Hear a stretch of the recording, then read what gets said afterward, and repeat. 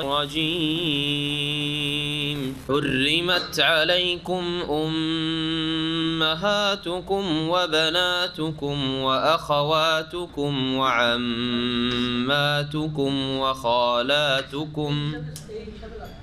وخالاتكم وبنات الأخ وبنات الأخت وأمهاتكم اللاتي أرضعنكم وأخواتكم من الرضاعة وأمهات نسائكم وربائبكم اللاتي في حجوركم من نسائكم وربائبكم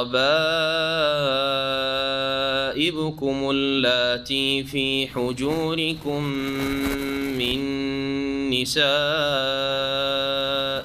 اللاتي دخلتم بهن فإن لم تكونوا دخلتم بهن فلا جناح عليكم وحلائل أبنائكم الذين من أصلابكم وأن تجمعوا بين الأختين إلا ما قد سلف إن الله كان غفورا رحيما والمحصنات من النساء إلا ما ملكت أيمانكم كتاب الله عليكم وأحل لكم ما وراء ذلكم أن تبتغوا بأموالكم محصنين غير مسافحين فما استمتعتم به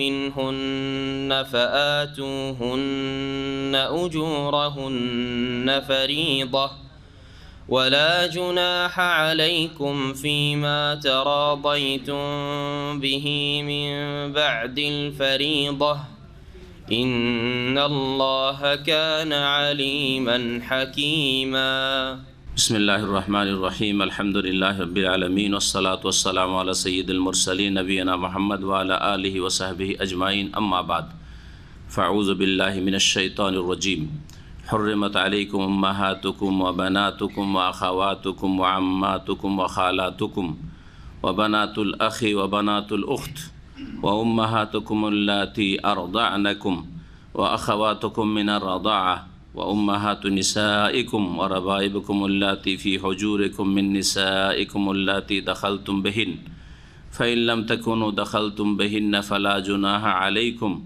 وحلائل أبنائكم الذين من أصلابكم وأن تجمعوا بين الأختين إلا ما قد سلف إن الله كان غفورا رحيما মহান আল্লাহর সমস্ত প্রশংসা যে আল্লাহ পাক রব্বুল আলামিন বান্দাদের জন্য যেসব বিষয় বস্তু উপকারী সেগুলিকে হালাল করেছেন আর যেসব বিষয় বস্তু আল্লাহ পাক হারাম করেছেন সেগুলিতে নিঃসন্দেহে মানবজাতির কল্যাণ নেই, ক্ষতি রয়েছে। তাই আল্লাহ পাক বড় দয়ালু, মানুষের যাতে ক্ষতি না হয় সেজন্য সেগুলিকে হারাম করেছেন। সালাত এবং সালাম নাজিল হোক নবী মুহাম্মদুর রাসূলুল্লাহ সাল্লাল্লাহু আলাইহি সাল্লামের ওপর, যার প্রতি কোরআনে কারীম নাজিল করা হয়েছে এবং তিনি কোরআনে কারীম মানুষের কাছে সুন্দরভাবে পেশ করেছেন। আমাদের তাফসীর আজকে হবে সূরা নিসার আয়াত নম্বর 23 থেকে। আয়াত নম্বর 23 এবং তারপরের আয়াতে ওই সব নারীদের কথা উল্লেখ করা হয়েছে যেগুলিকে বিবাহ করা স্থায়ীভাবে আল্লাহ পাক হারাম করেছেন। আমার এর উপর একটা বিশেষ আলোচনায় আছে। আজকে তাফসীরে ওই আয়াতগুলি আসবে, আর আলোচনায় আছে যেসব নারীদেরকে বিবাহ করা হারাম। আপনারা ইন্টারনেটে পাবেন ওইটি। মহান আল্লাহ ইরশাদ করছেন, হুররিমাত আলাইকুম উম্মাহাতুকুম, হে মানুষ তোমাদের প্রতি হারাম করা হয়েছে তোমাদের মাদেরকে, তোমাদের যারা মা তাদেরকে হারাম করা হয়েছে বিবাহ করা। যেসব মহিলাদেরকে বিবাহ করা হারাম আল্লাহ পাক বর্ণনা করেছেন, প্রথম যাদেরকে আল্লাহ পাক হারাম করেছেন তারা হচ্ছে মা। মা তো মানুষের একটি হয়, কিন্তু আল্লাহ পাক বহু বচন উল্লেখ করেছেন। তার মানে মায়ের অর্থ হচ্ছে কোরআনে বা হাদিসের ভাষায় মা এবং তার উপরে যারাই আছে ওই শ্রেণীর মা হারাম, মায়ের মা হারাম, নানি, বাপের মা কে দাদি হারাম, তাদের ওপরে যতই চলে যাক না কেন কেউ যদি বেঁচে থাকে, মায়ের মা, দাদি, নানি ইত্যাদি সকলকে হারাম করা হয়েছে।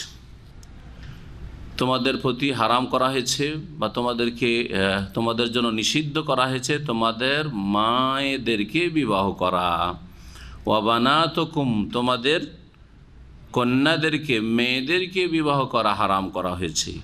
ওয়া আখাওয়াতুকুম, তোমাদের বোনদেরকে বিবাহ করা হারাম করা হয়েছে। বোন কারা? বানাত, বানাতের অর্থ বুঝেন, বানাত শুধু মেয়েরাই নয়, মেয়েদেরকে বিবাহ করা যেমন হারাম তেমনি মেয়েদেরকে বিবাহ করা হারাম।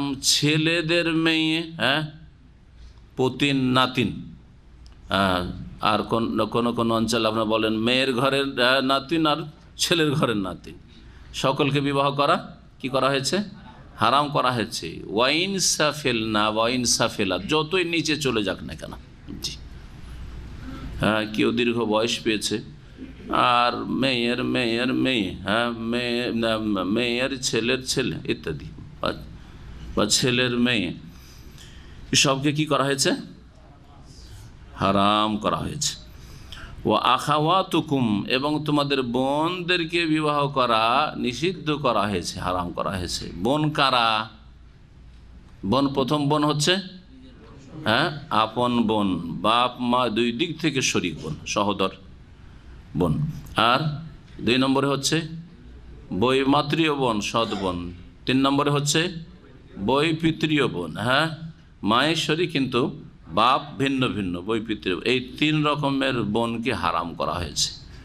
আর আমাদের সমাজে বাকি বোনগুলি যে আছে, চাচাতো বোন, মামাতো বোন, খালাতো বোন, ফুফাতো বোন, এসবগুলি আমাদের দেশাচার বোন, এগুলি শরীয়তের বিধানে বোন হিসাবে হারাম না। এমন বোন যে বোন বলতে পারেন কিন্তু তাদেরকে বিবাহ করা জায়েজ। আল্লাহ পাক নবী মুহাম্মদ রাসূলুল্লাহ সাল্লাল্লাহু আলাইহি ওয়াসাল্লাম কে সম্বোধন করে বলেছেন সূরা আহজাবে, ইন্না আহলানা লাকা আজওয়া, তোমার স্ত্রীরা তোমার জন্য হালাল, এবং বানাতে আম্মেকা, বানাতে আম্মাতিকা, বানাতে খালিকা, বানাতে খালাতিকা, তোমার চাচার মেয়ে মানে চাচতো বোন, তোমার ফুফুর মেয়েদেরকে হালাল করা, তোমার খালার মেয়ে, তোমার মামার মেয়ে, মামাতো বোন, খালাতো বোন, সবকে কি করা হয়েছে?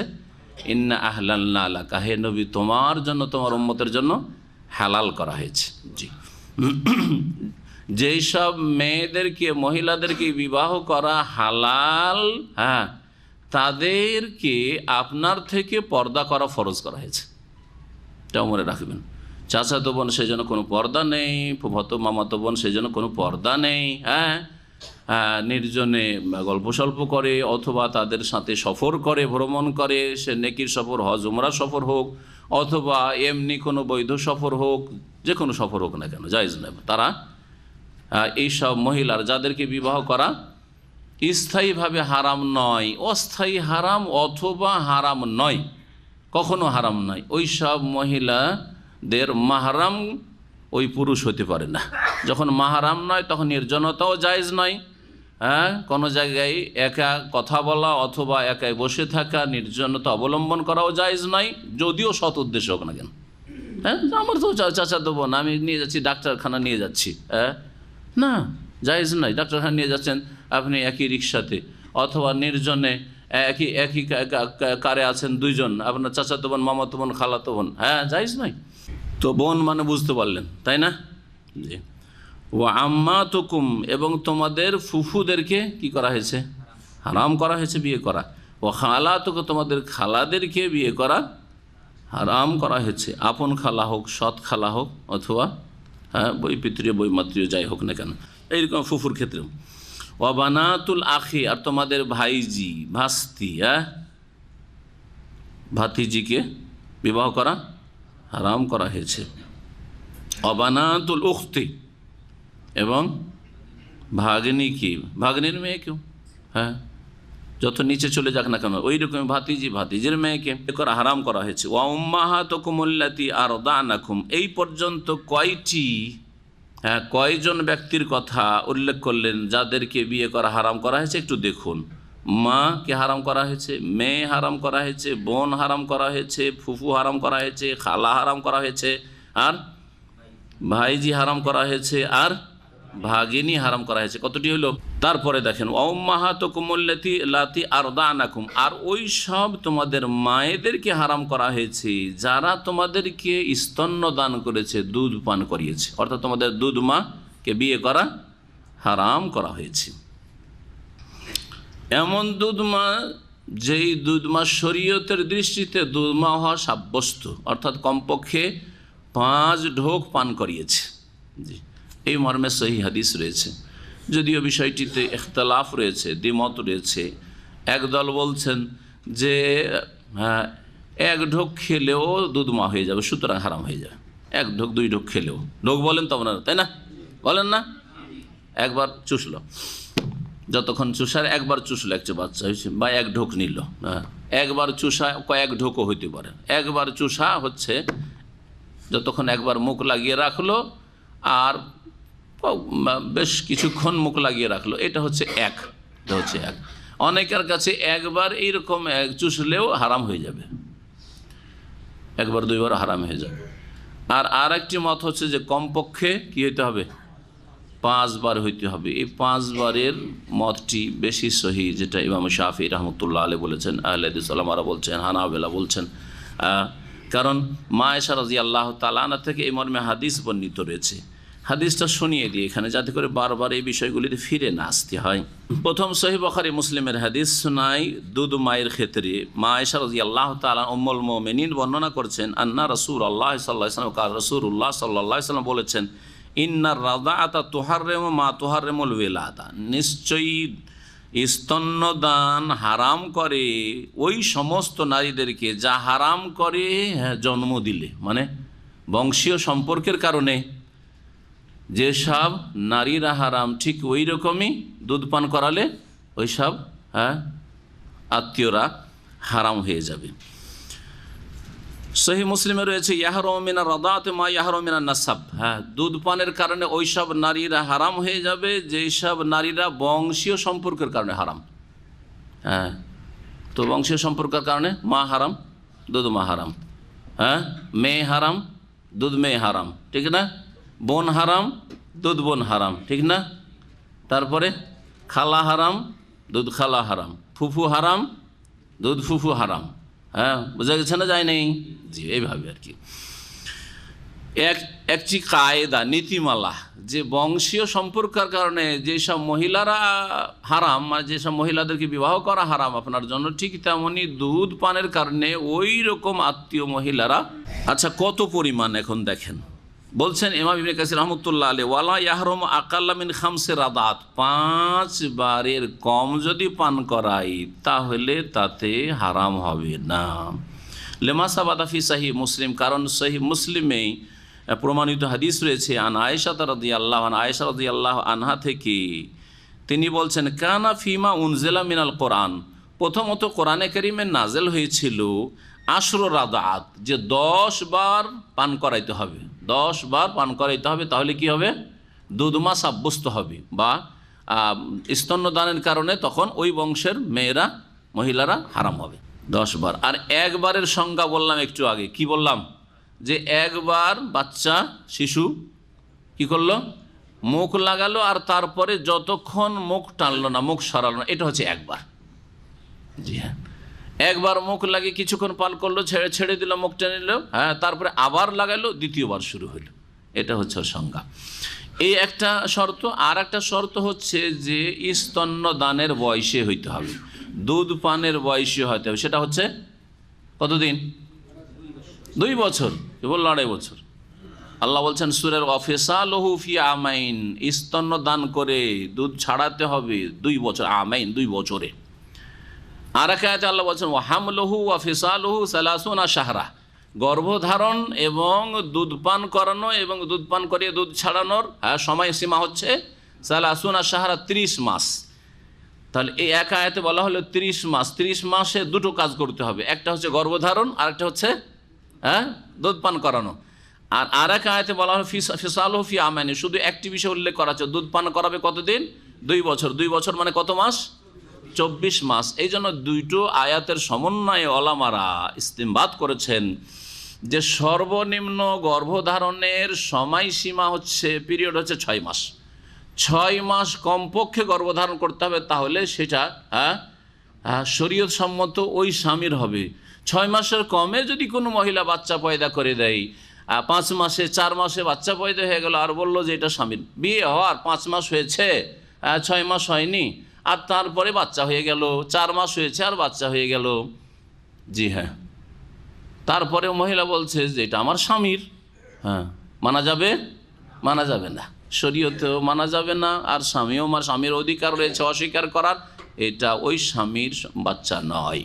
এইরকম ঘটনা ঘটে থাকে। যখন আল কাসিমে ছিলাম 1994 ছিলাম, 93-94, তো সেখানে একটি এইরকম মাসালা, আসলে একজন লোক ছুটি গেছে, ছুটি যাওয়ার পরে ছুটি থেকে আসা তার 4.5 মাস হয়েছে আর বাচ্চা হয়ে গেছে। কি বুঝলেন? ছুটি গেল, তার মানে স্বামী স্ত্রী মিলন হইল, ঠিক না? আর আসার পরে ছুটিতে বেশি দিন থাকেনি, ছুটিতে গেছে যদি প্রথম দিন থেকে ধরা হয় তো টোটাল তার 4.5 মাস হচ্ছে, 4.5 মাস হচ্ছে, আর ওই সময় বাচ্চা হয়ে গেছে। মহিলা বলছে যে এটা আমার স্বামীর, কারণ আমার স্বামী ছুটিতে এসেছিল। চলবে না, ওই স্বামীর না এটা। তাহলে আগেই কারোর সাথে ব্যভিচারে লিপ্ত হয়েছে, গর্ভধারণ করেছে, তারপরে তার স্বামী। সর্বনিম্ন গর্ভধারণের সময় হচ্ছে 6 মাস, আর সর্বঊর্ধ্বে সাধারণত 9 মাস, 10 মাস হয়, 8 মাসও হয়, কিন্তু এর ব্যতিক্রমও হতে পারে, বেশিও হলে হতে পারে। এইরকম শরীয়তে কোনো বাধা ধরা সময় নেই যে এতদিনই শুধু গর্ভধারণের ম্যাক্সিমাম সব। তো 6 মাস যখন চলে গেল, বাঁচলো কতদিন? 30 মাসের মধ্যে 6 মাস চলে গেল, বাঁচলো 24 মাস। বাকি 24 মাসে 2 বছর, 2 বছর কি করবে? দুধ খাওয়াবে। ওয়াফিসালুহু ফি আমাইন, অন্য আয়াতে আছে 2 বছর দুধ পান করাইতে হবে। সমন্বয় হলো? জি। 2 বছরের বেশি দুধ পান করানোর জন্য বাধ্য করা যাবে না মহিলাকে। কিন্তু অনেকেই প্রশ্ন করে, এর জবাবটা আজকে দিয়ে দিই তাফসিরে, যে 2 বছর পার হওয়ার পরে নিজের ছেলেকে, মেয়েকে, শিশুকে দুধ পান করাতে পারবে কিনা? পারবে, মায়ের দুধ পান করবে, কোনো বাধা নেই ক্ষেত্রে। কিন্তু এক শ্রেণীর লোকেরা কোরআন হাদিস ওইভাবে বুঝেও না, আর ফিকহ বুঝে না, যার ফলে কোরআনে আল্লাহ বলেছে 2 বছর, শুধু 2 বছর বেশি পান করা হারাম বলেছে। 2 বছর তার অধিকার, এখানে হক বয়ান করা হয়েছে, বুঝা গেছে না? একজন অতিথির হক হচ্ছে যে 3 দিন তার কি করবেন? আতিথ্য করবেন। 3 দিন আপনাকে খাওয়াইতে হবে একজন মুসলিম হিসাবে। কিন্তু 3 দিনের পরে যে আমি সারা বছর খাওয়াবো, আমি লজিং খাওয়াবো, চলবে না? হ্যাঁ, এটাও ন্যায্য অধিকার যে আপনার কাছে 3 দিন খেতে পাবে। আপনার বাড়ি কোনো মেহমান এসে 3 দিন তার থাকার অধিকার আছে, খাওয়ার অধিকার আছে, আর অতিরিক্ত সেটা নফল। ঠিক ওই রকমই মায়ের বিষয়টি। স্বামী স্ত্রীতে ঝগড়া হইলো, আর বাচ্চার বয়স 1 বছর হয়েছে, স্ত্রী রাগ করে বাপের বাড়ি চলে গেল, বলে আমি তো তোমার ছেলেকে আমি দুধ খাওয়াবো না, বাধ্য করা হবে দুধ খাওয়াতে। অথবা এর বিপরীত, স্বামী স্ত্রীতে ঝগড়া হলো আর বাচ্চা কেড়ে নিয়ে চলে আসলো, এরকম জুলুম করে জালেমরা তালাক দিলে, বাচ্চা কেড়ে নিয়ে চলে আসো, 1 বছর বাচ্চা, না জায়েজ নাই। তার ন্যায্য অধিকার রয়েছে ওই মহিলার, এবং এই ছেলের অধিকার রয়েছে দুধ পান করা। সুতরাং এখানে সরকার বাধ্য করবে, আদালত বাধ্য করবে ওই পুরুষকে যে তুমি 2 বছর তার মায়ের কাছে রাখো, দুধ পান করতে দাও। জি, এই বিষয়গুলি উদ্দেশ্য করা হয়েছে আয়াতে। এটা উদ্দেশ্য করা হয়নি যে 2 বছরের বেশি সময় হয়ে যাওয়ার পরে যদি বাচ্চা দুধ পান করে তো হারাম হয়ে যাবে, এরকম বিষয় নয়। আসলে প্রথম নাজিল হয়েছিল কি, যে 10 বার পান করাবে, তাহলে কি হবে? দুধমা সাব্যস্ত হবে। তারপরে এই বিষয়টি মনসুখ হয়ে যায়। আশর রাদাতিন মালুমাতিন ইউহাররিমনা, 10 বার যদি পান করাই তাহলে হারাম করবে। সুম্মা নুসিখনা বিখামসে মালুমাত, তারপরে 5 বার পান করার বিধান দ্বারা এই 10 বারের বিধানটিকে মনসুখ, রহিত করে দেওয়া হয়েছে। ফাতুফিয়া নবী সাল্লাল্লাহু আলাইহি ওয়াসাল্লাম, অতঃপর নবী সাল্লাল্লাহু আলাইহি সাল্লামের ইন্তেকাল হয়ে গেছে। ওয়াহুন্না ফিমা ইউকরা মিনাল কোরআন, আর তা কোরআনে তেলাওয়াত করা হইতো। মা আয়েশা রাদিয়াল্লাহু তাআলা আনহা বলছেন যে কোরআনে কারিমে এই বিষয়টি নাযিল হয়েছিল। ওয়া উম্মাহাতুকুম আল্লাতী আরদানাকুম খামসু রাদাআতিন, এইভাবে আয়াত নাযিল হয়েছিল। হ্যাঁ, খামসু রাদাআত মানে 5 বার পান করাবে। তার ধারণায় নবী সাল্লাল্লাহু আলাইহি ওয়াসাল্লামের ইন্তেকালের পরেও এই আয়াতের অংশ ছিল, কিন্তু অন্যান্য সাহাবায়ে কেরামগণ বলছেন যে না, এর তেলাওয়াত রহিত হয়ে গেছে। হ্যাঁ, খামসু রাদাআত কথাটি যে কোরআনে ছিল সে তার তেলাওয়াত কি হয়ে গেছে, মনসুখ হয়েছে। কোরআনে কোথাও খামসু রাদাআত শব্দ বা বাক্য নেই, তবে হুকুম বহাল আছে। আর এটাও মনসুখ রহিতের একটি পদ্ধতি, যে তেলাওয়াত হয়তো মনসুখ হয়ে গেছে, নেই কোরআনে কারিমে। হ্যাঁ, আয়াত পঠিত নয়, হ্যাঁ কোরআনে কারিম মুসাফির অন্তর্ভুক্ত নয়, কিন্তু হুকুম কি আছে, বহাল আছে। যেমন রজমের বিধান, হ্যাঁ যদি বিবাহিতা জেনায় লিপ্ত হয় তাহলে শাস্তি হচ্ছে পাথর মেরে সংসার করা, হ্যাঁ মৃত্যুদণ্ড। এটা কোরআনে কারিমে ছিল, সূরা আহজাবে ছিল, হ্যাঁ আশ-শাইখু ওয়াশ-শাইখাতু ইযা জানায়া ফারজুমুহুমা আলবাত্তাতা। কিন্তু এই আয়াতের কি মনসুখ করা হয়েছে, তিলাওয়াত রহিত করা হয়েছে। কোরআনে কারিমে এই আয়াত পাবেন না, এটা হাদিস থেকে আয়াতটা এইভাবে নাযিল হয়েছিল, আমি বললাম, বা তাফসীর কিতাবাদিতে রয়েছে। কিন্তু এর হুকুম কি আছে, বহাল আছে। যেই হুকুমের সমর্থন পাওয়া যায় নবী করিম সাল্লাল্লাহু আলাইহি ওয়াসাল্লামের বুখারী মুসলিমের হাদিসে, অন্যান্য হাদিসের কিতাবে, যে বিবাহিতা যদি ব্যভিচারে লিপ্ত হয়, গত সপ্তাহে হাদিস শুনিয়েছি, তাহলে কি আছে, কি জালদু মিয়াতিন ওয়ার রাজমু, হ্যাঁ এরকম হাদিস রয়েছে। 100টি বেত্রাঘাত করো আর তারপর রজম করো, আবার শুধু রজম করো হাদিস রয়েছে। এই জন্য ফুকাহাদের ইখতিলাফ রয়েছে যে রজমের আগে কি 100টি বেত্রাঘাত করতে হবে না শুধু রজম করে দিলেই যথেষ্ট, গত সপ্তাহে বলেছি। বলছেন তাহলে মা আয়েশা রাদিয়াল্লাহু তাআলা আনহা যে এটা কোরআনের বিধান, মানে এই বিধান বহাল আছে। তো 1 ঢোক 2 ঢোক পান করলে, এই জন্য হাদিস রয়েছে, অন্যান্য আরও হাদিস দিয়ে একটু বলি, তাতে আছে লা তুহাররিমুল মাসসাতু ওয়ালাল মাসসাতান, 1 চুষ অথবা 2 চুষ। মাসসা মানে চুষা। এই জন্য আপনার জুসে যে পাইপটা লাগানো থাকছে না, থাকছে না, ওটার নাম আরবিতে জানেন, লেখা আছে মাসসা। মাসসা ওইটার নাম, মাসসা মানে চুষা। জি, কেউ আঙ্গুল চুষছে, ইয়ামুসসু লিসানাহু, মাসসা মিম সাদ।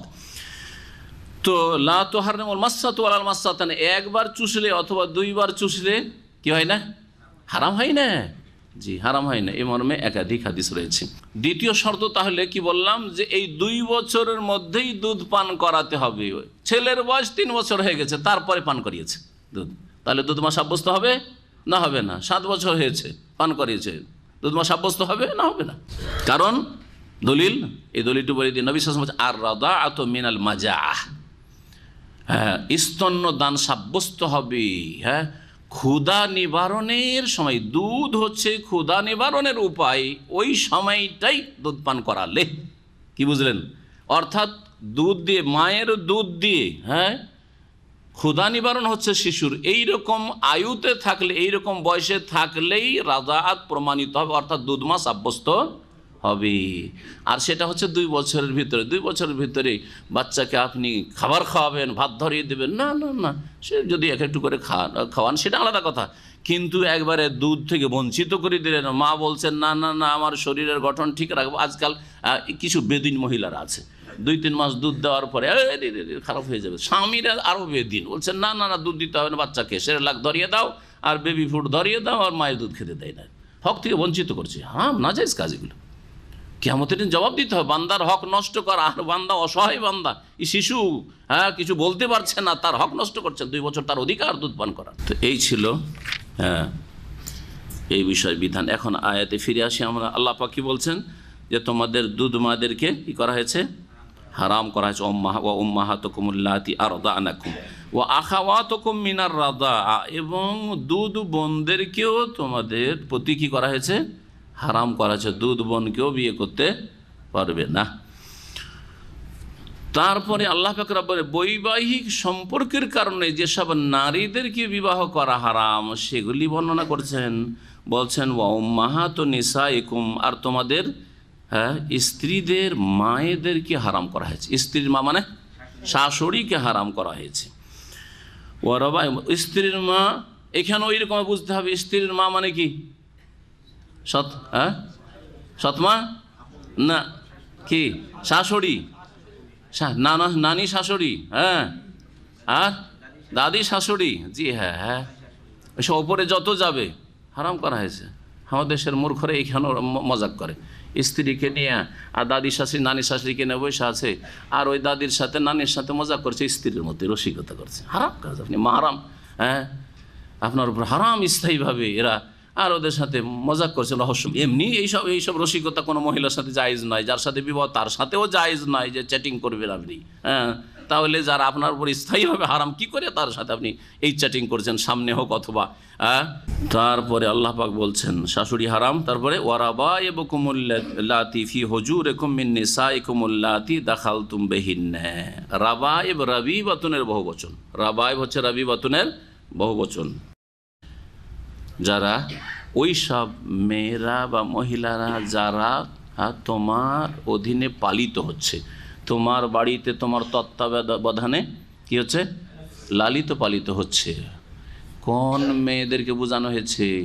আপনি একটা মহিলাকে বিয়ে করলেন, তার আগের স্বামীর হ্যাঁ ওরসজাত এক মেয়ে ছিল, তখন যখন বিয়ে করলেন ওই মহিলাকে, তখন ওই মেয়েটিকে সাথে করে নিয়ে আপনার বাড়িতে আসলো, আসে না অনেক মহিলা আসছে, ঠিক আছে তোমাকে বিয়ে করবো আমি বা বিয়ে বসবো, কিন্তু আমার যে মেয়েটা আছে একে আমি সাথে নিই, আগের স্বামীর মেয়েটা আছে একে ছেড়ে আমি থাকতে পারবো না, একে যদি সঙ্গে নিয়ে থাকতে দাও, হ্যাঁ তোমার বাড়িতে রাখো, তাহলে আমি বিয়ে করব।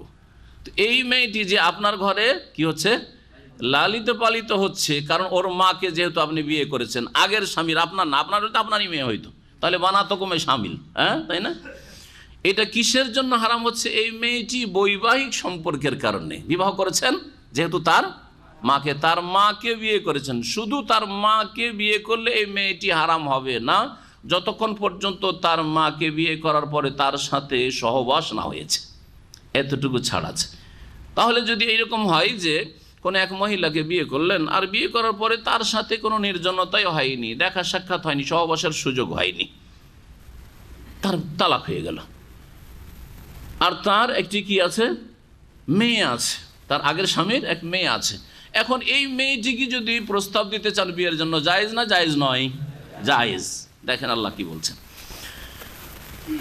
আচ্ছা, এখানে রাবায়েব বলা হয়েছে, রাবায়েবের তো শাব্দিক অর্থ যে আপনার ঘরে পালিত হচ্ছে, এটি শর্ত নয় যে আপনার ঘরে আপনার খরচে লালিত পালিত হলে মেয়েটি হারাম হবে। আপনার বাড়িতে হয়তো নেই, ওর বাপের বাড়িতে আছে মেয়েটি, তার যে বাপ আছে তার বাপের বাড়িতে আছে, অথবা নানির বাড়িতে অনেকে রেখে চলে আসে। অনেক মহিলা বিয়ে করে কিন্তু মেয়েটি কি করেছে, মায়ের কাছে বাপের কাছে রেখে চলে এসছে, অথবা তার আগের স্বামী তালাক দিয়ে নিয়ে চলে গেছে, ইত্যাদি হতে পারে না।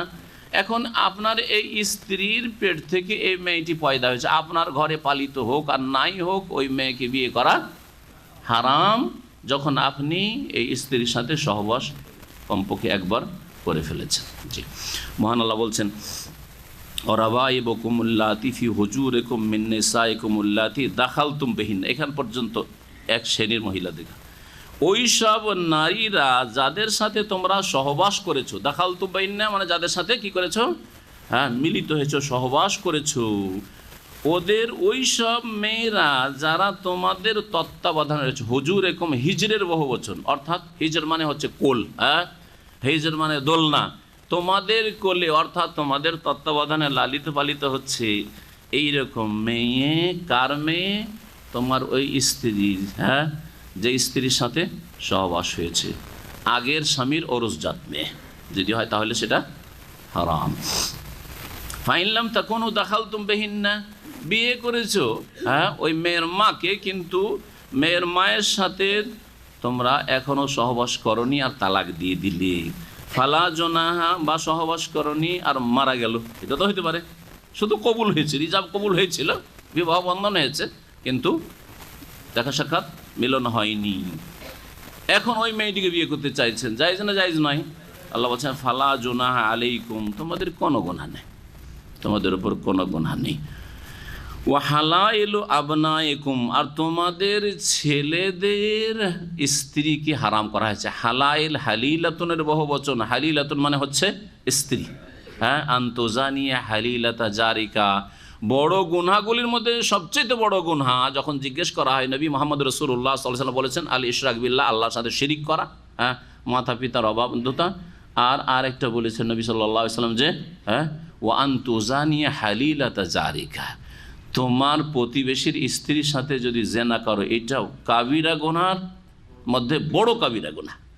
এমনি জেনা হচ্ছে বড়, তৃতীয় বড় কাবিরা গুনাহ, শিরক, তারপরে খুনের কথা, তারপরে আল্লাহ পাক জেনার কথা উল্লেখ করেছেন সূরা ফুরকানের একটি আয়াতে, এই তরতিবে, এই সিরিয়ালে।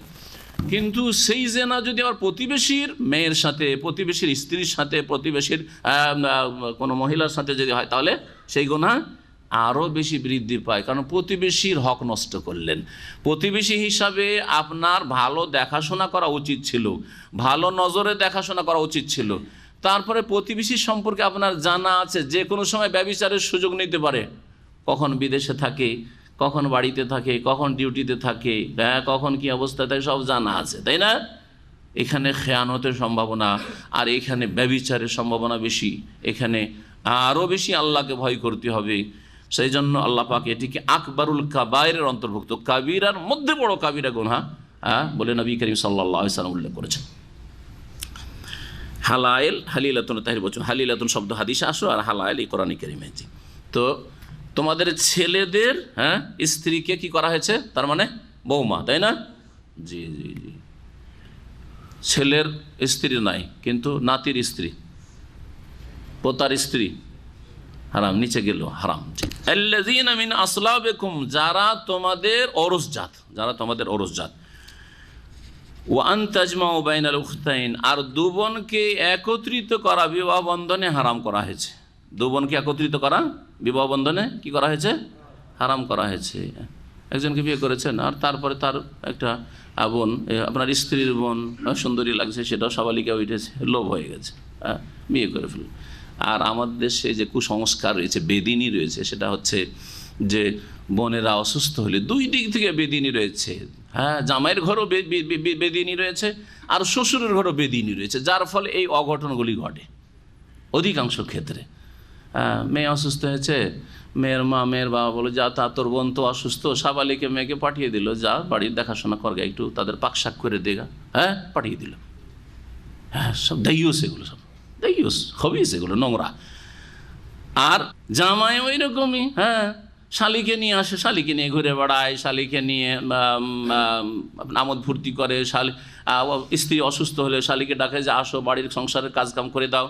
বিশেষ করে বাচ্চা হওয়ার সময় আরেক জাহিলিয়াত, বাচ্চা হয়েছে তার মানে এখন স্ত্রী প্রস্তুত নয় সহবাসের জন্য, তাই না? এই সময় তো আরও বিপদ, ঠিক কিনা? বাচ্চা হয়েছে, তখন বোন চললো বোনের সেবা করার জন্য, বোনের দেখাশোনা করার জন্য, বোনের বাড়ির দেখাশোনা করার জন্য, বোনের ছেলে মেয়েদের লালন পালন দেখাশোনার জন্য 10-20 দিন রেখে দিল, 40 দিন পর্যন্ত বা 20-30 দিন রেখে দিল। এই সময়গুলিতে ঈমান দুর্বল হওয়ার আশঙ্কা আরও বেশি, কারণ স্ত্রীকে পাচ্ছে না প্রস্তুত। আর এক বিয়ের পরে তো দ্বিতীয় তৃতীয় বিয়ে অসৎ লোকেরাই করে আমাদের সমাজে, ভালো মানুষ তো করেই না, কারণ সুবিচার করার ক্ষেত্রে ভালো মানুষরা বেশি ভয় করে, আর যাদের আল্লাহ পরকাল বলে ভয় নেই, চরিত্রহীন, তারাই বেশিরভাগই দ্বিতীয় তৃতীয় বিয়ে করে। এখানে একটা বিয়ে করলো 2-4 বছর, যা একটু ভোগ করার করলো, তারপর ওটা ছেড়ে দিয়ে উধাও আর এক দৃষ্টিকে, ওখানে আরেকটা করলো, আর এক দেশে গেলো, ওখানে আরেকটা বিয়ে করে ফেললো।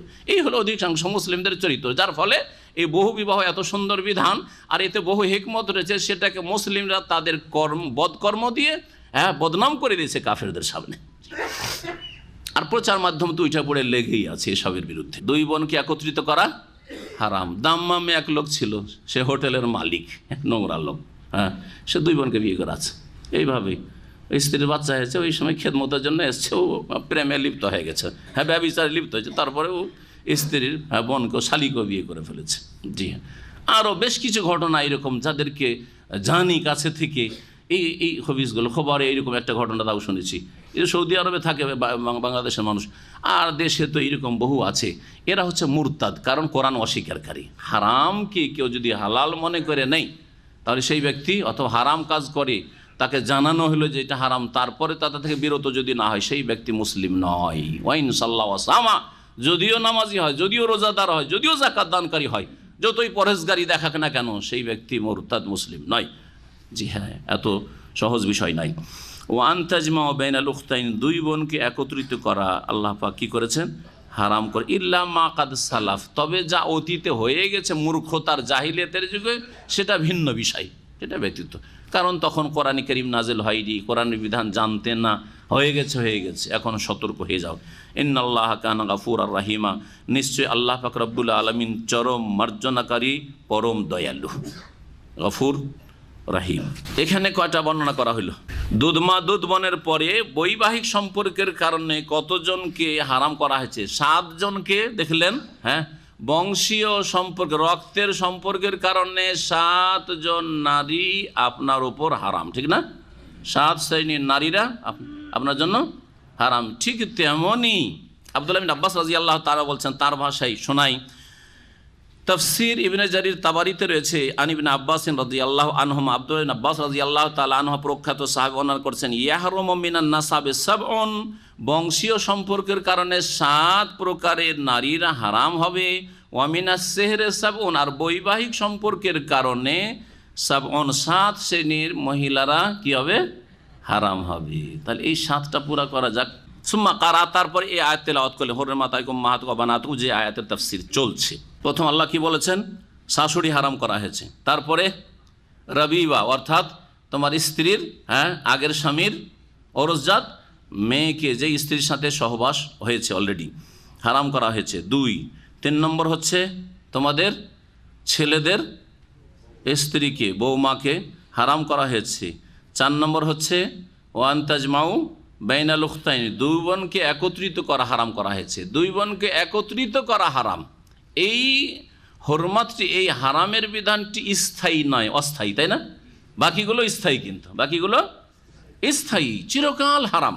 যেমন শাশুড়িকে, আচ্ছা শাশুড়িকে বিয়ে করার ক্ষেত্রে মনে রাখেন, মেয়ের ক্ষেত্রে কোন মেয়ে?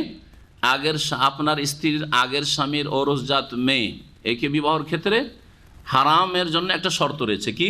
স্ত্রীর সাথে সহবাস হয়েছে। কিন্তু শাশুড়ি, আপনি এক মেয়েকে বিয়ে করলেন, বিয়ে করবে, তার সাথে দেখা না, সাক্ষাৎ নেই, সহবাস নেই, তারপরে তার শাশুড়িও যুবতী আছে, বিধবা, শাশুড়িকে পাইগাম, চলবে না? জি হ্যাঁ, চলবে না। ঠিক ওই রকম, এই জন্য একটা বিধানের ক্ষেত্রে শুধু আল্লাহ বলে দিয়েছেন যে এই ক্ষেত্রে সহবাসের বিষয়টি এখানে শর্ত রয়েছে, বাকি অন্য বিষয়গুলিতে না। বৌমা, আপনার ছেলে বিয়ে করলো, বিয়ে করার পরে ওর সাথে দেখা না, সাক্ষাৎ নেই, সহবাস নেই, তারপরে আপনার ছেলে ছেড়ে দিল, বিয়ে করতে পারবেন? হ্যাঁ, অনেকেই হয়তো ছেলে খারাপ, ছেলে বৌমাকে ছেড়ে দেয়, বৌমাকে খুব পছন্দ করে, হয়তো শ্বশুর খুব পছন্দ করে যে এই বউকে ছাড়া যাবে না, এখন লোভ হয়ে গেল যে যাক তুই রাখলি না তো আমি রাখবো, আমি বিয়ে করবো, জায়েজ না? হারাম। বোঝা গেছে? হারাম।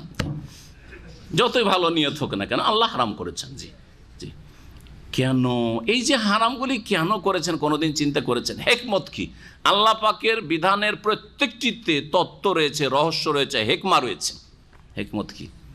যখন আপনি আপনার ছেলে ছেড়ে দিল আর বিয়ে করলেন, তখন ছেলের সাথে সম্পর্ক ভালো থাকবে না খারাপ?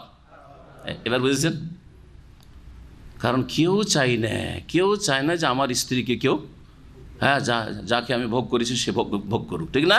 চাই, এটা যে মানুষের প্রকৃতি। কিন্তু আর একটা মাসালা বলি, আল্লাহ পাক বাপের স্ত্রী, গত সপ্তাহের আয়াতে এসেছিল, ওয়ালা তানকিহু মা নাকাহা আবাউকুম মিনান নিসা, যেই নারীদেরকে তোমাদের বাপ দাদারা বিয়ে করেছে, নানা বিয়ে করেছে, তাদেরকে তোমরা বিয়ে করতে পারবে না। অর্থাৎ সৎ মাকে, সৎ দাদিকে, সৎ নানিকে, এদেরকে বিয়ে করতে পারবে না।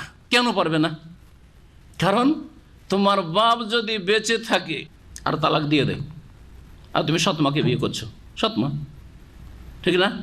তো বাপের সাথে সম্পর্ক থাকবে, ছিন্ন হয়ে যাবে। সিলাতুল আরহাম, আত্মীয়র সাথে সম্পর্ক বজায় রাখা, বহাল রাখা ফরজ, বড় ফরজ, একটি বড় ফরজ।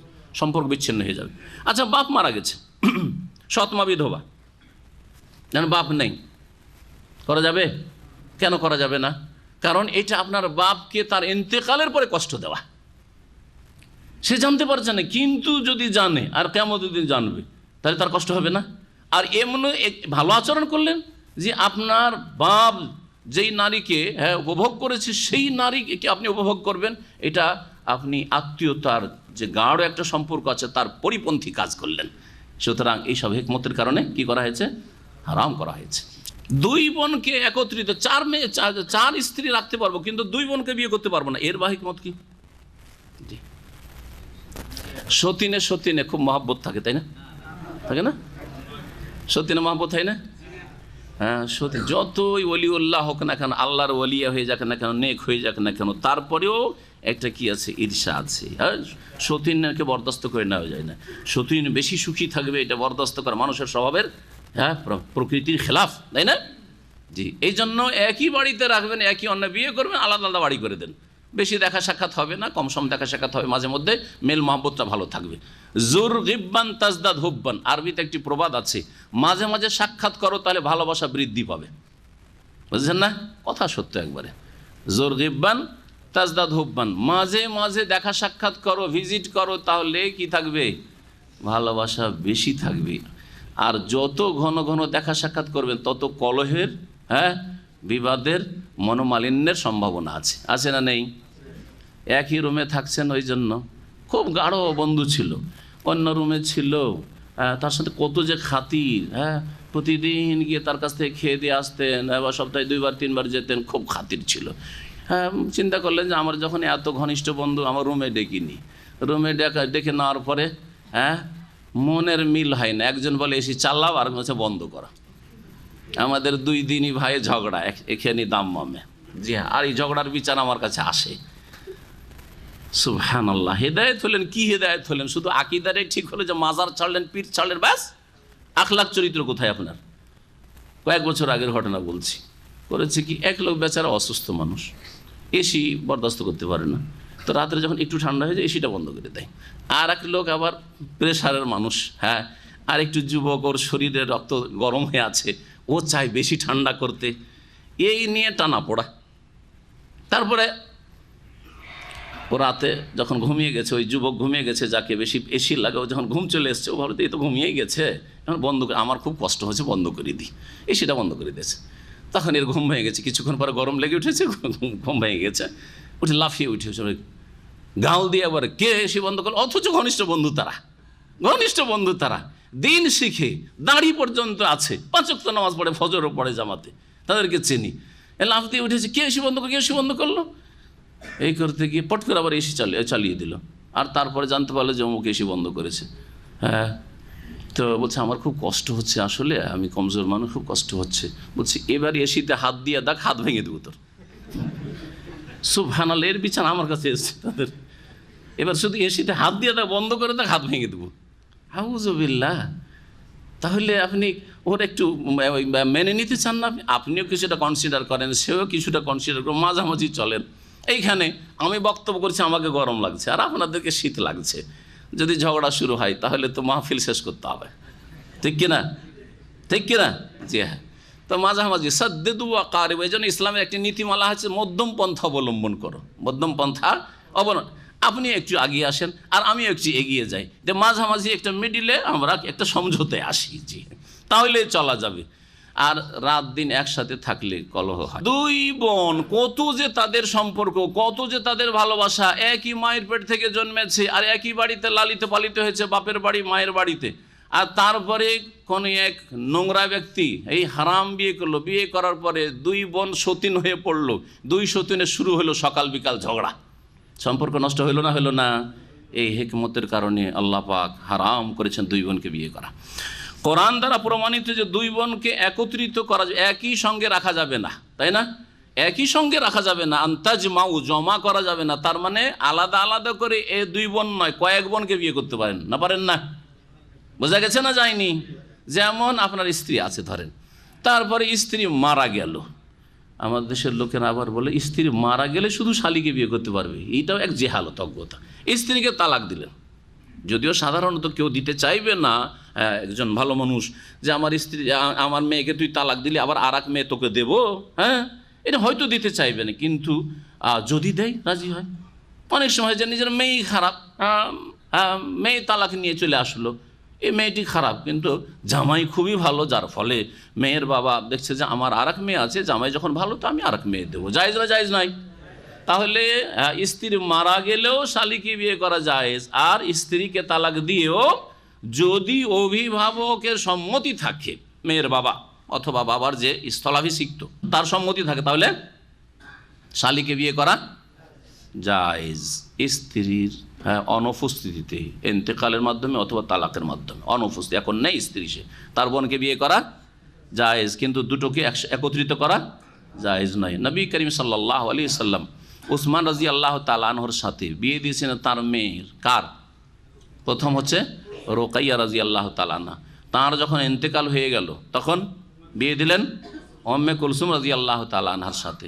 তারও ইন্তেকাল হয়ে গেল, তখন বলেছেন, কয়েক বছর পরে তারও ইন্তেকাল হয়ে গেল, তখন বললেন নবী সাল্লাল্লাহু আলাইহি ওয়াসাল্লাম, যদি আমার আর কোনো মেয়ে থাকতো, ছোটো মেয়ে ফাতেমা, তার বিয়ে আলীর সাথে হয়ে গেছে, আর কোনো মেয়ে নেই, 4টা মেয়ে শেষ, বড় মেয়ে তো জাইনাব ছিল, তারও বিয়ে হয়ে আছে, আর যদি আমার কোনো মেয়ে থাকতো তো উসমানের সাথে বিয়ে দিতাম।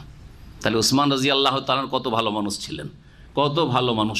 সামান্য একটু ত্রুটি থাকলে, এক মেয়েতে ফেঁসেছি, দ্বিতীয় মেয়ে আর এই ঘরে দেব না, ঠিক কিনা?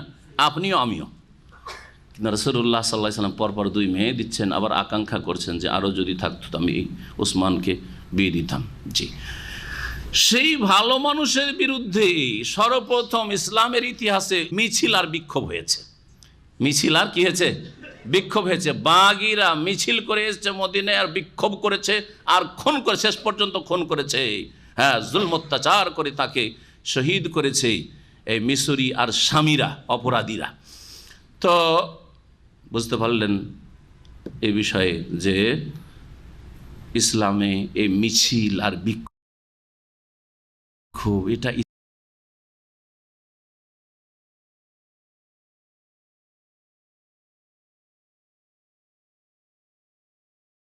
ইসলামের ইতিহাস নয়, এটা হচ্ছে ইহুদি খ্রিস্টানদের ইতিহাস।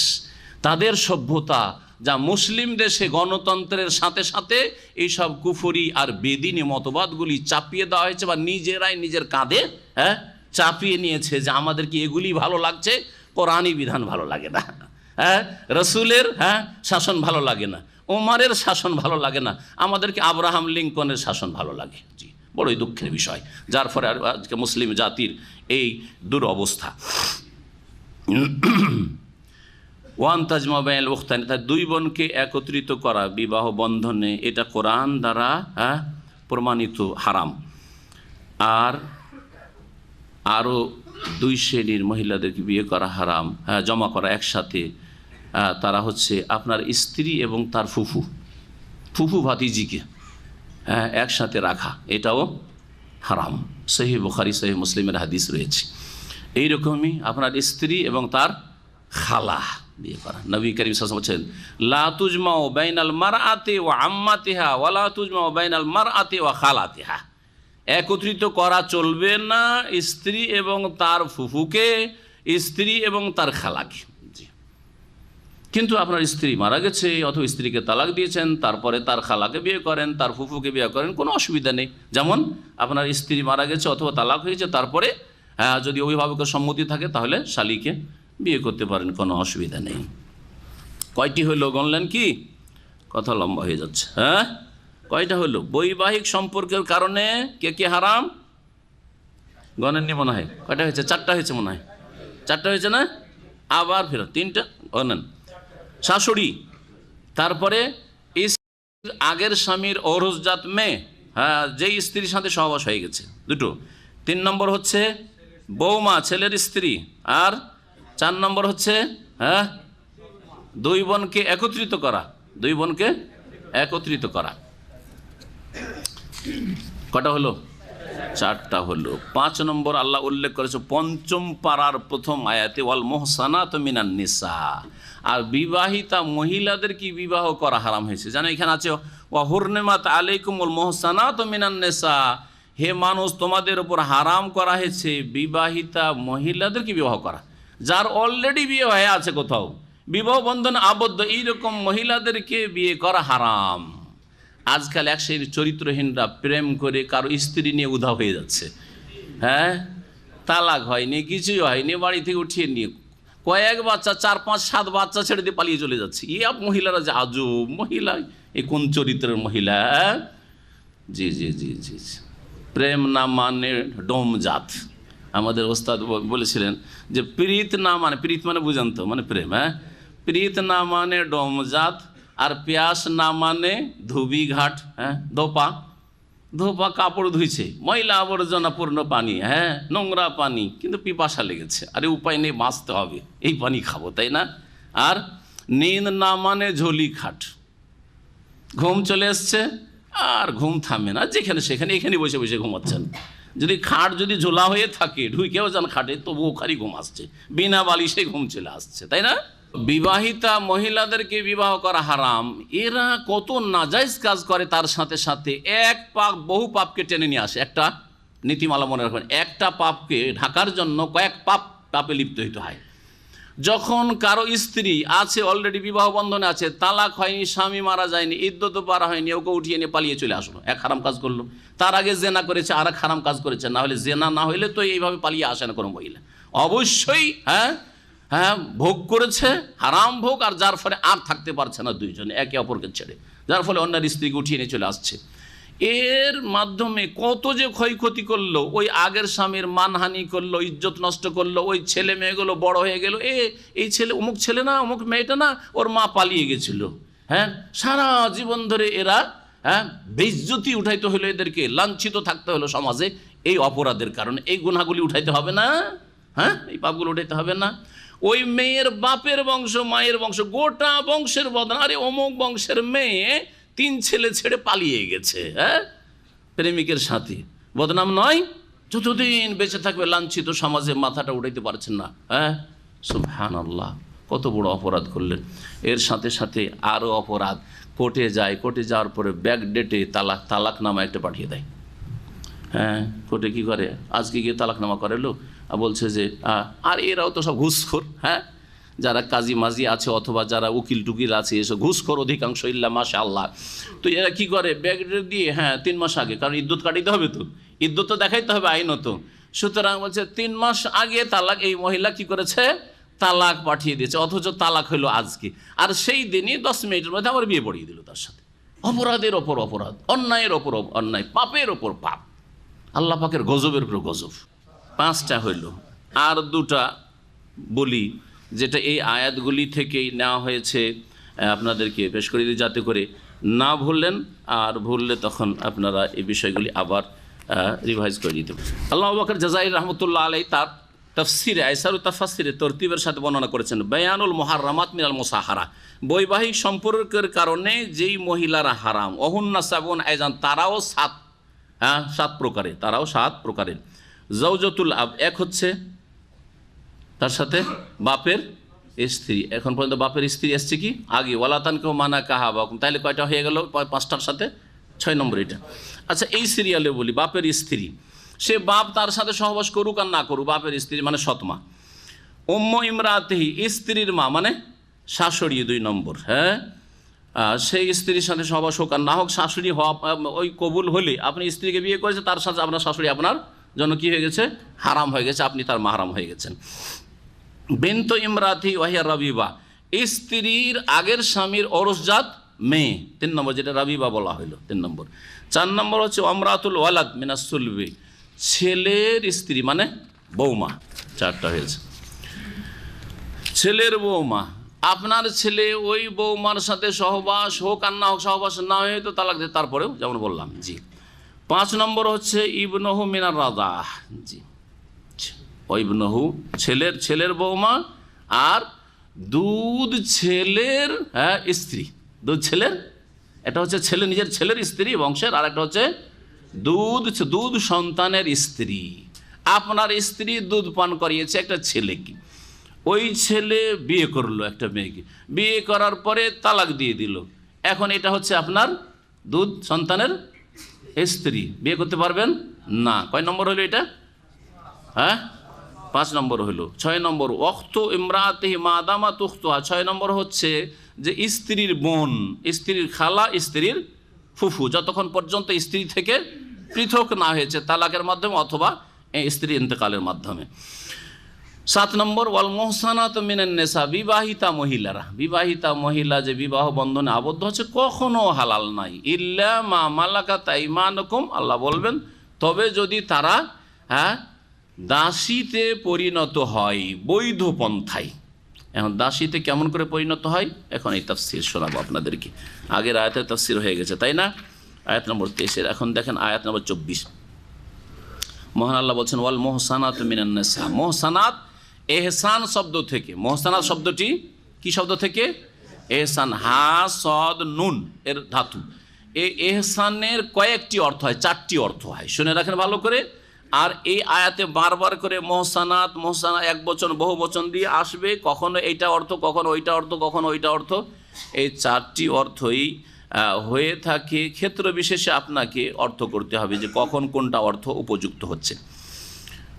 মোহসানা, একজন মহিলা হচ্ছে মোহসানা। প্রথম মোহসানার মানে হচ্ছে মুসলিমা, মুসলিম মমিন নারীদেরকে কি বলা হয়? মোহসানা, কারণ মুসলিম হচ্ছে আসল সতী। 2 নম্বর মোহসানা মানে হচ্ছে বিবাহিতা, মুতাজাওয়িজা। এখানে এই আয়াতে, এই যে আয়াত নম্বর 24 এবং 5ম পারার প্রথমেই যে শব্দটি এসছে, ওয়াল মোহসানাত মিনান নিসাই, বিবাহিতা মহিলাদেরকে হারাম করা হয়েছে। কি অর্থ নিলাম তাহলে? বিবাহিতা, তাই না? কয় নম্বর হলো এটা? 2 নম্বর হলো। 3 নম্বর হচ্ছে স্বাধীন মহিলারা, হুররা, দাসী নয়, দাসীর বিপরীত স্বাধীন মহিলারা হচ্ছে মোহসানা। তাহলে যে কোনো স্বাধীন মহিলার, আজকাল সব মহিলাই স্বাধীন, দাসত্ব প্রথা বাস্তব থেকে উঠে গেছে। তো এই স্বাধীন মহিলাদেরকে কি বলা হয়? মোহসানা বলা হয়। 4 নম্বর অর্থ হচ্ছে মোহসানার সতী সাধ্বী রমণী, সতী সাধ্বী রমণী, যেমন সূরা নূরে রয়েছে। হ্যাঁ, এরকম এখানেও আসছে শব্দগুলি, কোনোটার অর্থ সতী সাধ্বী। ইন্নাল্লাযীনা ইয়ারমুন আল মুহসানাতি, যারা সতী সাধ্বী রমণীদেরকে কি করবে? অপবাদ দেবে জেনা ব্যভিচারে। সুম্মা লাম ইয়াতু বিআরবাতি শুহাদা, আর 4 সাক্ষী যদি জুটাতে না পারে, ফাজলিদুহুম সামানিনা জালদা, তাহলে 80টি বেত্রাঘাত করো। আছে না নেই? ওখানে মোহসানা মানে কি? সতী সাধ্বী। সতী সাধ্বী মহিলা হইতে হবে, তার দ্বারা কখনো এইরকম ব্যভিচার দেখা যায়নি, এইরকম ভালো মেয়ে। আসল হচ্ছে যে একজন মুসলিম মেয়ে বা একজন অমুসলিম হইলেও জেনার কোনো প্রমাণ তার লাইফে পাওয়া যায়নি, তার মানে সে সতী মেয়ে। এইরকম মেয়ের উপর যদি অপবাদ দেয় তাহলে। কিন্তু যেই মেয়ে যখন তখন ব্যভিচার করিয়ে বেড়ায়, তার পেশাই হচ্ছে ওই রকম, সে সতী নয়, সতী নয়, তখন মিথ্যা অভিযোগের বা মিথ্যা অপবাদের সম্ভাবনাটা কম। আসলে চরিত্র এইরকম এই মহিলা। জি, এই জন্য আল্লাহ পাক। যাই হোক, আবার বলেন তো দেখি, কে বলতে পারেন মোহসানাতের 4টি অর্থ? মুসলিম হওয়া, জি, বিবাহিতা, স্বাধীন, সতী সাধ্বী। জি, এখন কোনখানে কোন অর্থ হচ্ছে দেখতে থাকবেন। ওয়াল মুহসানাতু মিনান নিসা, আর হারাম করা হয়েছে হে মানুষ তোমাদের উপর বিবাহিতা মহিলাদেরকে। এখানে মুহসানা মানে বিবাহিত, মুতাজাওয়িজা। ইল্লা মা মালাকাত আইমানুকুম, তবে তোমাদের ডান হাত যেসব নারীদের মালিক হয়েছে, এটা শাব্দিক অর্থ করলাম, অর্থাৎ তোমাদের অধীনস্থ দাসীদের বিষয়টি ভিন্ন। কেমন কথা? কথা হচ্ছে এই যে জিহাদ ফি সাবিলিল্লাহ হইল, হওয়ার পরে সেখানে কাফেররা বন্দী হইল, পরাজিত হইল, কাফেরদের মহিলারা বন্দী হইল, শিশুরা বন্দী হইল। তো এই কাফেরদের মহিলাদেরকে এবং কাফেরদের শিশুদেরকে কি করা যাবে, এ একটা সমস্যা। ধরেন সমস্যা, এর সমাধান চাই না? চাই না? চাই না? চাই না? বন্দীদের ক্ষেত্রে সমাধান চাই। ইসলাম যেই সমাধান পেশ করেছে সেটা হচ্ছে এই দাস প্রথা জাহিলিয়াতের যুগ থেকে নয়, যুগ যুগ ধরে চলে, প্রাচীন যুগ থেকে চলে আসছিল, প্রাচীন যুগ থেকে চলে। দাউদ আলাইহিস সালামের যুগে দাস প্রথা, দাসী প্রথা ছিল, তার আগেও ছিল। তাহলে এই দাস প্রথা ইসলাম নিয়ে আসেনি। দাউদ আলাইহিস সালাম বনি ইসরাইলদের নবী, তাই না? বনি ইসরাইল বংশের নবী কিনা? আর এই বনি ইসরাইলদের দিন কি ছিল? দিন ছিল তাওরাত ইনজিলের দিন। অর্থাৎ বর্তমান যারা ইহুদি খ্রিস্টান, তারা শ্রদ্ধার সাথে দাউদ আলাইহিস সালামের নাম নিয়ে থাকে। এই জন্য তারা খ্রিস্টানদের নাম ডেভিড রেখে থাকে। কি রাখে? দাউদেরই ইংলিশ হচ্ছে বিকৃত হচ্ছে ডেভিড। অনেকের নাম ডেভিড আছে না? ডেভিড, জি হ্যাঁ। ইউসুফ জোসেফ বলে থাকে তারা, ইউনুসকে তারা জন বলে থাকে। কি বলে থাকে? অমুক জন বলে না? জন, জি। আরবিতে ইউহান্না ওরা বলে, আর ওইটা হচ্ছে জন। তো এরা এই ইহুদি খ্রিস্টানরা, আহলি কিতাবরা এইসব আম্বিয়া রসুলগণের কি করত? শ্রদ্ধা সম্মান করত। ইব্রাহিমকে তারা আব্রাহাম বলতো। তখন থেকেই, তার আগে থেকে দাস দাসী প্রথা চলে আসছে। রাসূলুল্লাহ সাল্লাল্লাহু আলাইহি সাল্লাম 1400 বছর আগে শুধু দাস দাসী প্রথা নিয়ে আসছেন এমন কথা নয়, ঠিক কিনা? চলে আসছিল। ইসলাম বরং দাস দাসী প্রথাটা যে ব্যাপক আকার ধারণ করেছিল সেটাকে সীমিত করেছে, সংকীর্ণ করেছে, এই রাস্তাটিকে সংকুচিত করেছে এবং যথাসাধ্য তাড়াতাড়ি করে মানুষ, নারী পুরুষ দাসত্বের জীবন থেকে মুক্ত হয়ে যাক এর জন্য বিভিন্ন পন্থা অবলম্বন করেছে। তার মধ্যে একটি পন্থা হচ্ছে যে বিভিন্ন অপরাধের ক্ষেত্রে কাফফারায় গোলাম আজাদ করা বা দাস দাসী স্বাধীন করা।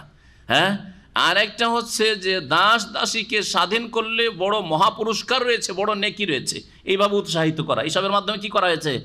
যেন দাসের সংখ্যা কমে আসে, দাসীর সংখ্যা কমে আসে, আর সকলেই স্বাধীন হয়ে আল্লাহ পাকের ইবাদতবন্দি করে, কেউ কারো দাসত্বের জীবন না কাটায়। এটা হচ্ছে ইসলামের একটি ভালো বৈশিষ্ট্য যেটা প্রশস্ত হয়েছিল।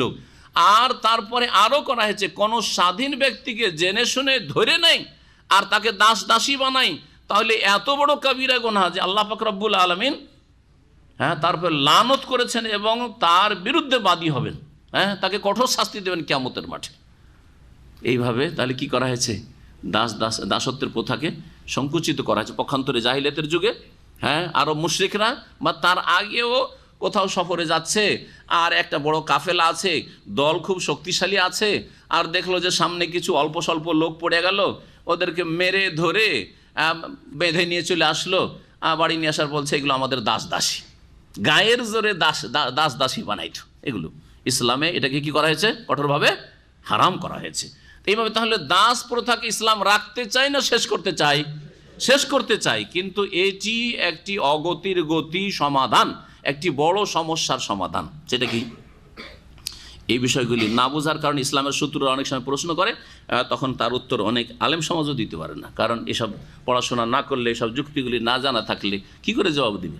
রাসূলুল্লাহ সাল্লাল্লাহু আলাইহি সাল্লাম যখন জিহাদ ফি সাবিলিল্লাহ, বিশেষ করে আওতাসের যুদ্ধ ছিল, হোনাইনের যুদ্ধ, আওতাসের যুদ্ধ, এই যুদ্ধগুলিতে মক্কা বিজয়ের পরে অনেক অনেক বন্দী আসলো, শিশু বন্দী, নারী বন্দী আসলো, তাদের স্বামীরা অনেকে যুদ্ধে কুফরি অবস্থায় নিহত হয়েছে আর অনেকে বন্দী হয়েছে। এই যে বন্দীগুলি আসলো, এদের আজকালকার বর্তমান সমাধানটা কি? বর্তমান সমাধান হচ্ছে জেলে রাখা, তাই না? আজকাল বড় বড় জেল তৈরি করার মতো পয়সা আছে না নেই? আছে না নেই? আছে। জেলখানায় কয়েদিদেরকে, বন্দীদেরকে তাদের সেবা দেওয়া হবে যথেষ্ট ভালো, তাদের থাকার জায়গা দেওয়া হবে, খাওয়া দাওয়া দেওয়া হবে, চিকিৎসা দেওয়া হবে, এরও যোগ্যতা সরকারগুলির আছে না নেই? আছে না নেই? প্রত্যেক সরকার আছে। তারপরেও জেলখানাতে অধিকাংশ জায়গায় বন্দীদের সাথে যে খারাপ আচরণ করা হয়, জুলম অত্যাচার করা হয়, তার ইতিহাস ইরাকের আবু গারিব জেল এবং আমেরিকার গন্টানামো, কীভাবে মানসিক শারীরিক জুলম অত্যাচার এই জেলগুলিতে করা হয়েছে আর যুগে যুগে করা হচ্ছে।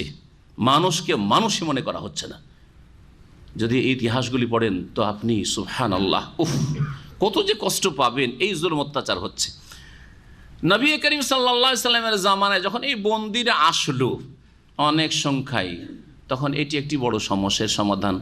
বলবেন যে জেলখানা তৈরি করতে হইতো, নিজের ঘরে তো খাবার ব্যবস্থা নেই, আছে খেজুর খেয়ে দিন পাত হচ্ছে, 1 মাস 2 মাস 3 মাস 2-3টা খেজুর ডেলি আর তার সাথে একটু পানি, এই খেয়ে পার হয়ে চলে যাচ্ছে। তো কি করে জেলখানার ব্যবস্থা করা যাবে? সম্ভব? অসম্ভব। তাহলে কোথায় বেঁধে রাখবে? তো কোথাও, আর সবসময় পাহারা দিয়ে বসে থাকবে, তাও খুব মুশকিল ব্যাপার।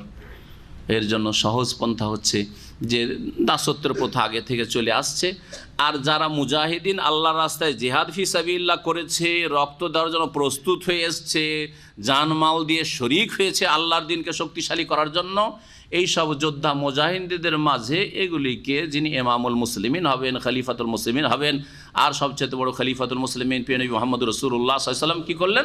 সাহাবায়ে কেরামদের মাঝে যারা মুজাহিদিন জিহাদে অংশ নিয়েছে তাদের মাঝে কি করলেন?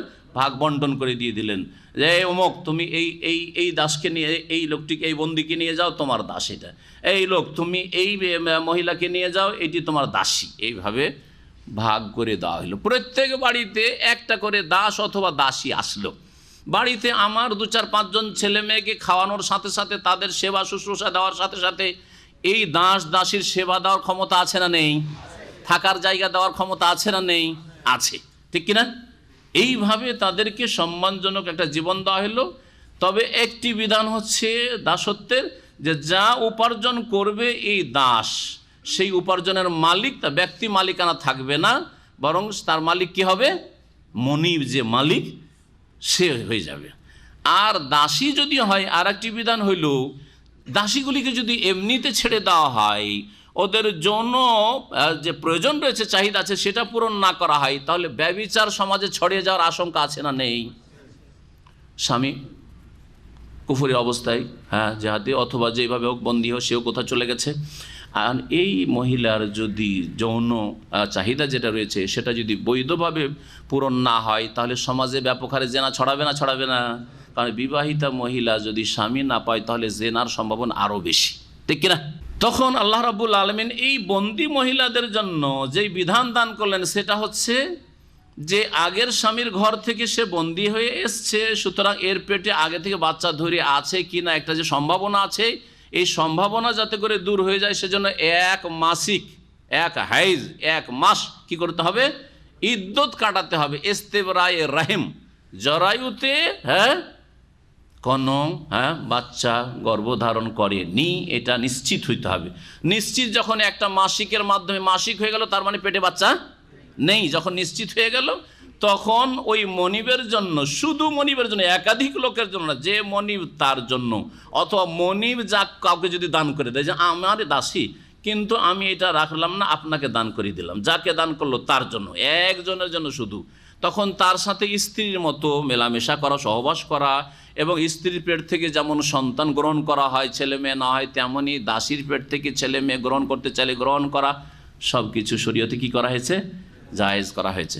এই জন্য আল্লাহ পাক রব্বুল আলামিন বলেছেন একাধিক আয়াতে, তার মধ্যে একটি আয়াত হচ্ছে সূরায়ে নূরের সূরায়ে মুমিনুনের প্রথম দিকের আয়াত, কাদ আফলাহাল মুমিনুনা আল্লাযীনা ফি সালাতিহিম খাশিউন। এই আয়াত থেকে শুরু করে এখান থেকে আল্লাহ বলছেন যে ওই সব মুমিনরা, মুসলিমরা সফল কাম যারা তাদের সলাতে নামাজে কি বিনয়ী। তারপরে আল্লাহ বলছেন একটি পয়েন্ট, ওয়াল্লাযীনা হুম লিফুরুজিহিম হাফিজুন, যারা নিজের লজ্জা স্থানের কি করে?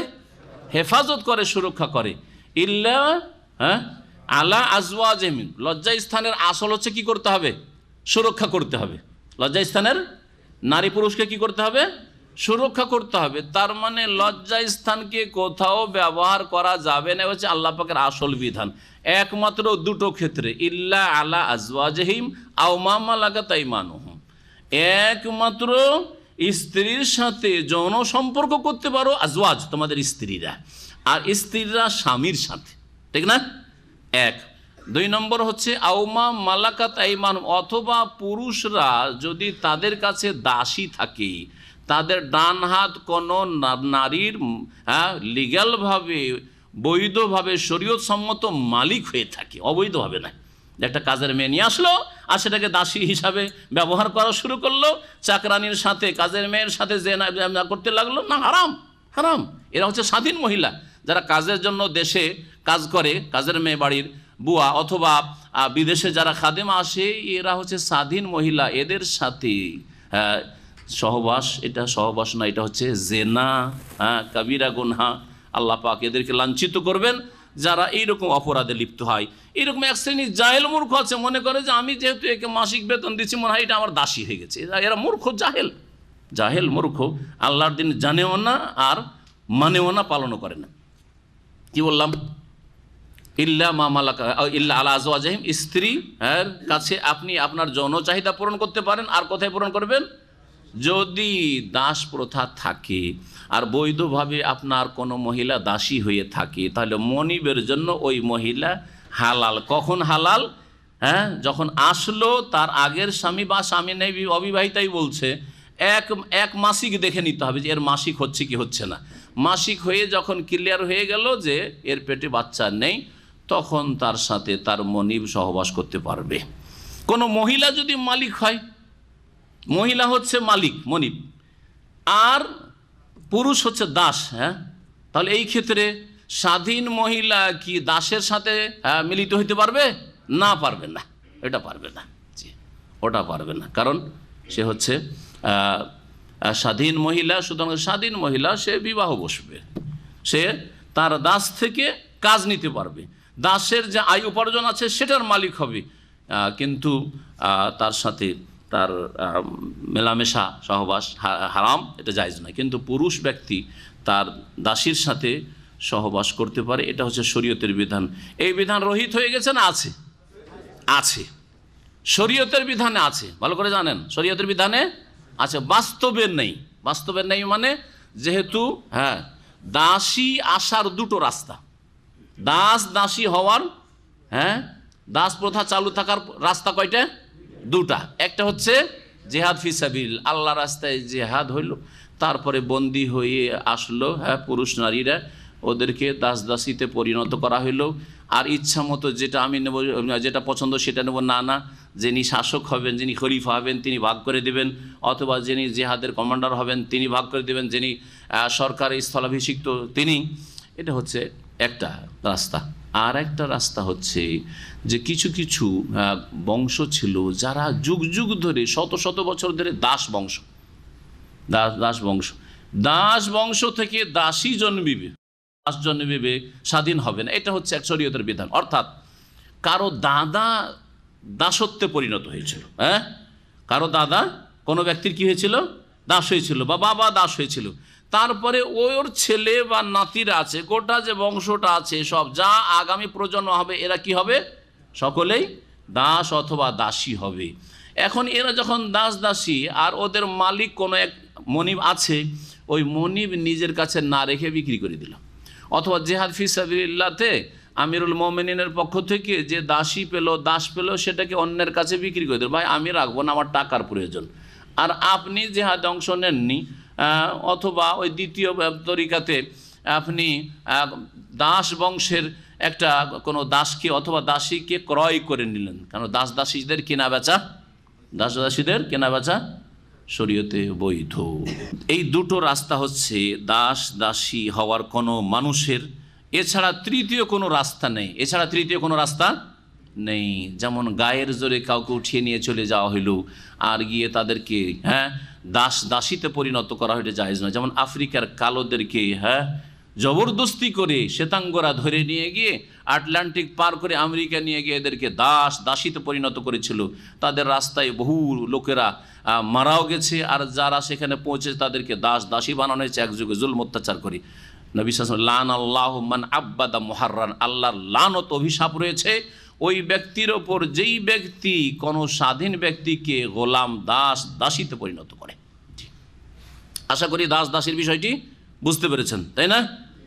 আচ্ছা, আয়াতটা শেষ করি। আল্লাহ পাক রব্বুল বলছেন ওয়াল মুহসানাতু মিনান নিসা, বিবাহিতা মহিলারা হচ্ছে তোমাদের জন্য কি হারাম, ইল্লা মা মালাকাত আইমানুকুম, তবে তোমাদের অধীনস্থ দাসীরা তোমাদের জন্য হালাল। কিভাবে হালাল, কেমন করে দাসী হয় বিস্তারিত জানলেন।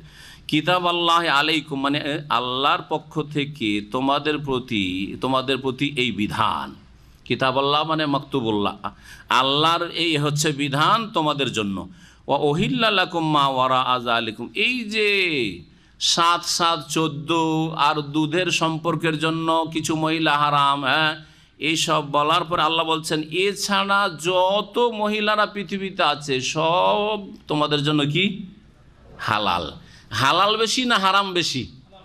হালাল বেশি। 7টা নিজের বংশীয় সম্পর্কের কারণে, আর শ্বশুর বংশের কারণে বা বৈবাহিক সম্পর্কের কারণে 7টা, 14টা হারাম হলো, তাই না? আর দুধের সম্পর্কের কারণে, বংশীয় সম্পর্কের কারণে যেসব মহিলারা হারাম হয় ওই সব মহিলারা হারাম হল। এছাড়া পৃথিবীর যে কোনো মহিলাকে কি করা যায়? বিয়ে করা যায়। তাই আল্লাহ বলছেন ওয়া ওহিল্লা লাকুম মা ওয়ারা আযালিকুম, এই কয়েক শ্রেণীর মহিলাদের ছাড়া ব্যতীত সমস্ত মহিলাদেরকে তোমাদের জন্য হালাল করা হয়েছে। 1টা রাখো, 2টো রাখো, 3টে রাখো, 4টা রাখো, 4-এর বেশি। কিন্তু কিভাবে রাখবে শোনেন, ইচ্ছা মতো বিয়ে করলাম না করলাম, লিভ টুগেদার, একটা মেয়ের সাথে মন মিলা গেল, উঠিয়ে নিয়ে চলে গেল, একটা ছেলের সাথে মন মিলা গেল, ওর বাড়িতে গিয়ে উঠে গেল, জায়েজ না। এটা হচ্ছে ইহুদি নাসারাদের নিকৃষ্টতা, তাদের চরিত্রহীনতা। আল্লাহ বলছেন আনতাবতাগু বিআমওয়ালিকুম, প্রথম কথা, কোনো স্ত্রী যদি গ্রহণ করতে চাও তাহলে তোমরা স্ত্রী তলাশ করবে, সন্ধান করবে তোমাদের ধন সম্পদের বিনিময়ে, মানে মোহরানা দিয়ে। স্ত্রী হালাল হবে 4টি শর্তের সাথে। যে কোনো মহিলা, এই মহিলা যেগুলি হারাম বলা হইল এগুলি ছাড়া বাকি মহিলারা হালাল, এই 4টি শর্তের সাথে আজকে ভালো করে শুনে রাখেন। প্রথম শর্ত হচ্ছে কি করতে হবে? তাবতাগু, তলাশ করতে হবে। তলাশ করা মানে পাত্র পাত্রী খুঁজবে, বোঝা গেছে? খোঁজার পরে প্রস্তাব দেবে। প্রস্তাব কাকে দিবে? মেয়েকে সরাসরি, যে আই লাভ ইউ নাকি, হ্যাঁ হ্যাঁ, চ্যাটিং কম্পিউটারে, যেতে মোবাইলে নাকি, হ্যাঁ, কাকে?